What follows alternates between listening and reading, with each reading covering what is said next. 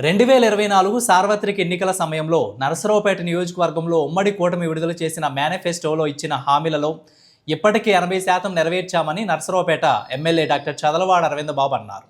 బుధవారం స్థానిక గుంటూరు రోడ్డులోని తెలుగుదేశం పార్టీ నియోజకవర్గ కార్యాలయంలో విలేకరుల సమావేశంలో మాట్లాడారు.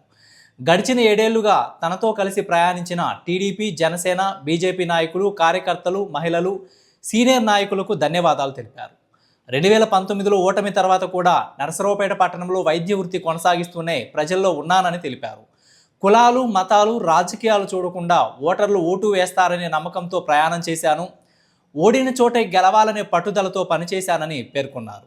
2024 ఎన్నికల్లో ఇచ్చిన హామీలను దాదాపు నెరవేర్చామని స్పష్టం చేశారు.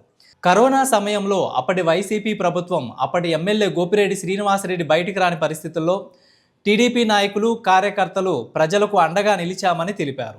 2019లో ఓడిపోయినప్పటి నుంచి కూడా ఒక డాక్టర్గా నర్సాపేట పట్టణంలో ప్రాక్టీస్ చేస్తూ చంద్రబాబు నాయుడు గారు నాకు ఒక అవకాశం ఇచ్చినప్పుడు నేను ఓడిపోవడం జరిగింది. ఓడిపోయిన తర్వాత కూడా మళ్ళీ గెలవాలనే ఆలోచనతో ఎవరైతే ప్రజల్లో ఉంటారో ఎప్పుడు కూడా ఓటర్లు కులాలు, మతాలు, రాజకీయాలు చూడకుండా ఓట్లు వేస్తారనే నమ్మకంతో నేను ప్రయాణం చేయడం జరిగింది. ఇటువంటి ప్రయాణంలో నేను విజయం సాధిస్తానని చెప్పి నాకు నమ్మకం ఉంది. ఆనాడు అన్ని సర్వేలు కానీ, మీడియా వాళ్ళు కానీ ఇక్కడ అరవింద్ బాబు గెలవలేడు, 2 వర్గాల మధ్యలో అరవింద్ బాబు మరి కులాలు, మతాలు, రాజకీయాలు లేని మనిషి ఏ విధంగా గెలవగలడని అందరూ కూడా చెప్పడం జరిగింది.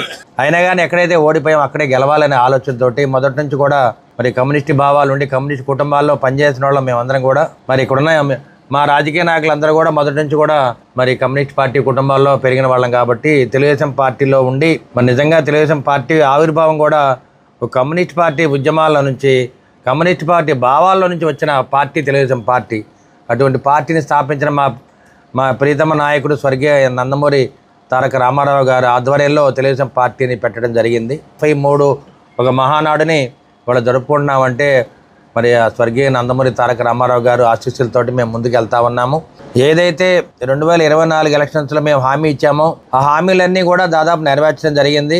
గడిచిన 7 ఏళ్లలో 5 ఏళ్ళు ప్రతిపక్షంలో ఉండి 2 సంవత్సరాలు కరోనా ఉన్నా కానీ కరోనాలో మా పార్టీ నాయకులు, కార్యకర్తలు అందరం కూడా ప్రజలకు అండగా ఉండి ప్రభుత్వం ఏదైతే చేయలేకపోయిందో ఆ రోజున వైసీపీ ఎమ్మెల్యే గోపిరెడ్డి శ్రీనివాసరెడ్డి కానీ, వైసీపీ ప్రభుత్వం కానీ కరోనా టైంలో బయటకు కూడా రాని పరిస్థితుల్లో మేమందరం కూడా బయటే ఉండి కరోనాకు భయపడకుండా, కనపడిన శత్రువు కరోనా అయినా కానీ మేమందరం కూడా భయపడకుండా, ప్రాణాన్ని కూడా లెక్క చేయకుండా మరి ఆ రోజు కొల్లి బ్రహ్మయ్య గారి హాస్టల్ ఖాళీగా ఉంటే అక్కడే అన్నాలు తయారు చేసి మరి పేద ప్రజలందరూ కూడా దగ్గరుండి మరి భోజనాలు ఏర్పాటు చేయడం జరిగింది. ఆ విధంగా ప్రజల్లో ఉండి మళ్ళీ గెలవటం జరిగింది. కాబట్టి మేము ఇచ్చిన హామీలన్నీ కూడా నెరవేర్చాము. దాదాపు ప్రతి ఇంటికి సాగునీరు ఇవ్వడం జరుగుతుంది 2 పూట్ల. అదేవిధంగా రైతులందరూ కూడా సాగునీరుని కూడా సాధ్యమైనంతటికి శివారు పొలాలకు కూడా సాగునీరుని ఏర్పాటు చేయడం జరిగింది. చంద్రబాబు నాయుడు గారు అడుగుజాడలు నడవడానికి మేము అందరం కూడా సిద్ధంగా ఉన్నామని చెప్పి తెలియజేస్తూ రేపు రాబోయే కాలంలో 27, 28 తేదీలో జరగబోయే మహానాడు లోపల ప్రతి కార్యక్రమాన్ని అమలు చేస్తూ మా కార్యకర్తల సంక్షేమం కోసం దాదాపు ఎవరైతే మా కార్యకర్తలు చనిపోయారో వారందరూ కూడా దాదాపు 50 మందికి ఇప్పటిదాకా 5 లక్షల రూపాయలని ప్రభుత్వం ద్వారా మరి తెలుగుదేశం పార్టీ సంక్షేమ నిధి నుంచి ఏర్పాటు చేయడం జరిగింది. అదేవిధంగా ఆరోగ్యశ్రీని చక్కగా అమలు చేస్తూ ఉన్నాము. సీఎం రిలీఫ్ ఫండ్ దాదాపు 15 కోట్ల రూపాయలని ప్రభుత్వం నుంచి తీసుకురావడం జరిగింది. 2024 జనరల్ ఎలక్షన్స్లో నరసరావుపేట నియోజకవర్గంలో డాక్టర్ చదలవాడ అరవింద్ బాబు గారి నాయకత్వంలో నరసరావుపేటలో లోకల్ మేనిఫెస్టోని రిలీజ్ చేయడం జరిగింది.